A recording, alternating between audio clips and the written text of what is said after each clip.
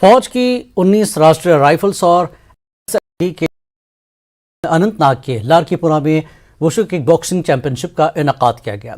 इस चैंपियनशिप में 8 स्कूलों और 2 क्लबों के 300 बच्चों ने शिरकत की।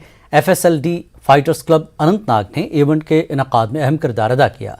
Commander 2 sector brigadier AS Pander, CO 19 RR colonel Manpreet Singh, Muntazim Aqib Majid के अलावा जिंदगी के मुख्तलिफ शोबों से ताल्लुक़ रखने वाले अफराद भी इस मौके पर मौजूद रहे। प्लेटफॉर्म मिल रहा है कि बच्चे अपना टैलेंट आगे लाए, बच्चे थोड़ा खुद आगे आने की कोशिश करें। विमेन एम्पावरमेंट पे हम जैसे देखा जाता है कि ज्यादा ड्रग्स की तरफ जाते हैं या लड़कियां जब बाहर पढ़ने के लिए जाती है तो बहुत चीजों का फेस करना पड़ता है। इवन लड़कियां भी 19 RR का अनएक्सपेक्टेड ये सपोर्ट रहा हमारे इस इवेंट के लिए।